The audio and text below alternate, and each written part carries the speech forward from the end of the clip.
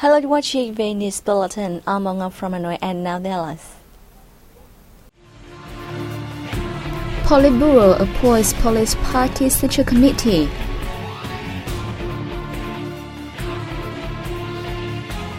International Fire Safety Equipment Exhibition kicks off in Hanoi.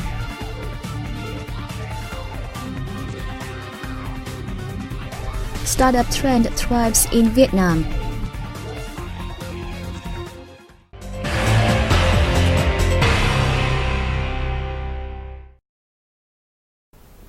On September 21st, the Political Bureau of the Communist Party of Vietnam announced a decision on the appointment of members of the Policy Party Central Committee for the 2015 to 2020 tenure. More in the following report. According to the Politburo's decision, the Policy Party Central Committee has 60 members, with 7 members standing board, including Party General Secretary Nguyễn Phú Trọng, State President Trần Đại Quang, and Prime Minister Nguyễn Xuân Phúc. This is the first time a Party General Secretary has joined the Policy Party Central Committee. Addressing the ceremony, Party General Secretary Nguyễn Phú Trọng asked the Policy Party Central Committee to work as a united group to exercise its leadership over every activity of the police. Each member of the committee should bravely tackle difficulties and challenges, stay tough, and be responsible. He stressed that the committee needs to improve its analysis, assessment, and forecasting to identify threats to national security and advise the party and state how to deal with them. The party chief also reminded the committee to pay heed to reinforcing the police party organization and police force in terms of leading and operating capacity. Deputy Prime Minister Trịnh Đình Dũng has suggested deeper links in economy, trade, culture and tourism between Vietnamese localities and the Russian counterparts, including St. Petersburg. During a meeting with Mayor of St. Petersburg, Georgy Potachenov on September 20th, as part of his ongoing visit to Russia, Dũng said the Vietnamese government will create favorable conditions for Russian investors to operate in Vietnam. Bilateral cooperation should promote sustainable development, he stressed, noting that investment and trade links between the two countries will be enhanced when the free trade agreement between Vietnam and the Eurasian Economic Union takes effect on October 5th. The Deputy Prime Minister suggested the St. Petersburg leader make it easy for Vietnamese goods and service suppliers to make inroads into Russia's second-largest city through Made in Vietnam goods fairs in the country. Mayor Potachenov said St. Petersburg welcomes Vietnamese investment projects and committed to arranging meetings between representatives of Vietnamese firms and the city's retailers to foster partnerships. Vietnamese businesses can introduce their commodities to Russian customers at the annual Christmas fair in St. Petersburg, he said, adding that Vietnamese firms should take advantage of the fact that Western countries are imposing sanctions against Russia to enter the Russian market. International Fire Safety and Rescue and Security Technology and Equipment Exhibition kicked off in Hanoi on September 21st. The event features 450 booths showcasing fire rescue and prevention equipment and security products of leading manufacturers and suppliers from 18 countries and territories. It also introduces advanced technologies on firefighting and prevention and solutions on environmental hygiene and industrial safety. The event offers an excellent opportunity for domestic and foreign businesses to share experience and study investment in fire safety industry in Vietnam. The exhibition will run until September 24th. A wide range of pharmaceutical and healthcare products and equipment on display at an expo that opened on September 21st in Ho Chi Minh City. The Pharma 2016 have around 600 booths set up by more than 350 exhibitors from 25 countries and territories. The products on display include pharmaceuticals and materials, hospital furniture and surgical instruments, analysis and laboratory equipment, and beauty care products.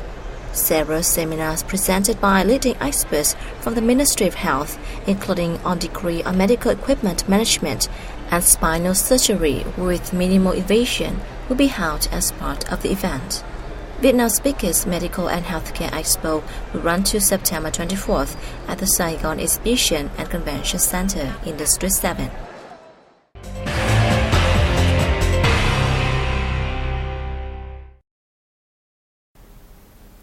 Many commercial banks have recently raised their deposit interest rates in an attempt to satisfy new regulations issued by the State Bank of Vietnam that are due to take effect in 2017. Under a circular by the central bank, commercial banks will have to lower the ratio of short-term funds used for medium and long-term loans from 60% to 50% from January 1st, 2017 to December 31st, 2017. In the past, many lenders used short-term funds for medium and long-term loans. Because of this, they are now forced to increase the interest rate of Vietnamese dong deposits to extract more capital to meet the requirement. Some commercial banks said the raising deposit interest rates was designed to ensure liquidity. Many commercial banks have boosted long-term loans, which now account for up to 80% of short-term funds for real estate projects. So from now to year-end, many banks are seeking to increase liquidity strategies to be able to meet the central bank's request.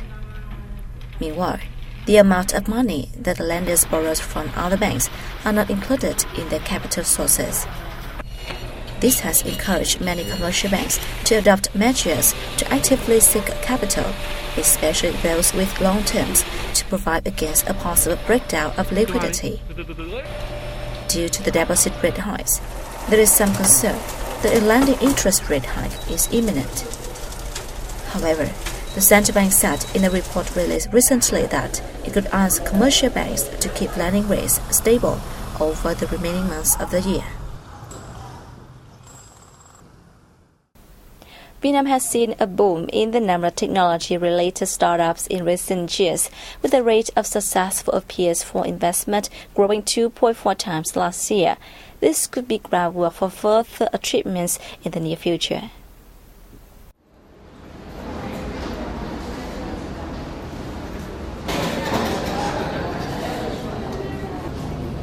A startup is a time or enterprise that can scale up quickly based on intellectual property, technology, and innovative business model.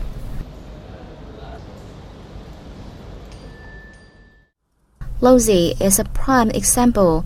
A restaurant searching project launched in 2012 after successfully calling for venture capital. It is now among the most popular apps in Vietnam for finding a place to dine out. Originally being a food app, Lozy has evolved into a social network connecting sellers and buyers of all types of products. Contributing significantly to the startup wave are more than 50 business incubators and startup clubs located mostly in Hanoi and Ho Chi Minh City. They have helped link creative projects to investors. People who want to set up their own business face various difficulties. Incubation services help them grow. We understand this and have selected and trained 48 startup companies out of more than 1,000 applications. The top 15 companies graduating from our courses have succeeded in calling for venture capital worth $15 million.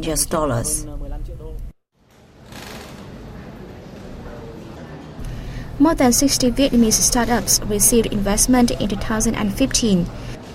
These companies operate mainly in e-commerce, marketing, finance, and education. Total venture capital was estimated at $300 million, nearly half of which came from foreign investors. Những kết quả đó cũng chỉ là bước đầu, bởi vì hiện nay cái tiềm năng của All we achieved so far is just the first step. Both Vietnamese young enterprises and foreign investors have huge potentials, but they need to be connected through more professional channels. Thêm những cái quá trình cũng như là những cái hướng dẫn một cách nó cặn kẽ hơn, cũng như là mang tính chất chuyên nghiệp cao hơn. Prime Minister Nguyễn Xuân Phúc has approved a project to develop the national ecosystem for startups by 2025 to fuel a startup boom. It aims to aid 2,000 startup projects and another 600 startup firms, 100 of which are expected to receive venture capital or get involved in merger and acquisition deals worth 2 trillion Vietnam dong. However, experts warned that the ambitious project needs suitable supporting policies.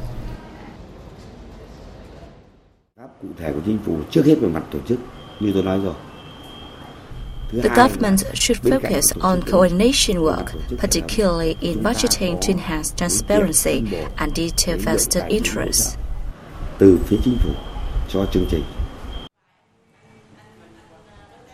The Vietnamese government is sparing no effort to boost the development of the startup community, as the country is looking to become a startup nation amidst its deeper integration into the global economy.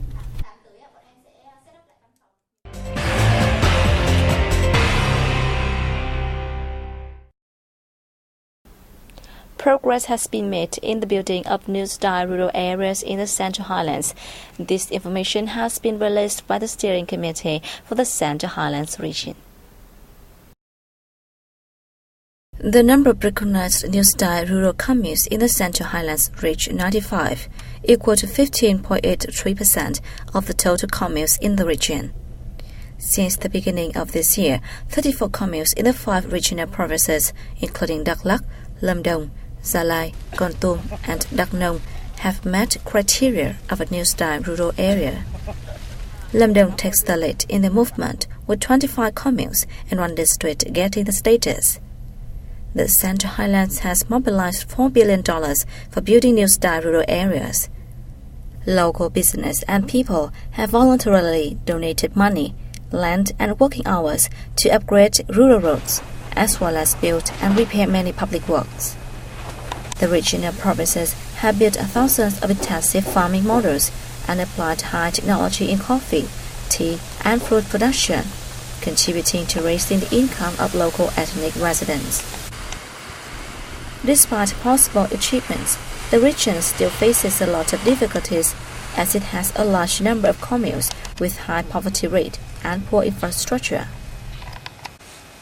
The Steering Committee urged the regional provinces to better the mobilization of capital resources for the program and effectively use them for agriculture and rural development. A ceremony was held in the northern province of Thái Bình to kick off the Art Sao Temple Festival and received a certificate recognizing the festival as National Intangible Cultural Heritage. The festival runs until September 22nd, featuring traditional cultural rituals and folk games. Located in Quỳnh Phụ District, Art Sao Temple was built to worship General Trần Hưng Đạo, the supreme commander of Vietnam during the Trần dynasty that reigned from 1225 to 1400. The general led the army to repel Mongolian invasions in 1258, 1285, and 1288. The temple is considered a holy land, owing a strategic position that contributed to victories over the Mongolian invaders. In 2014, the temple relic complex received the National Cultural and Historical Relic Certificate from the Ministry of Culture, Sports and Tourism. And that's wrap up our news bulletin. Thanks for watching and see you next time.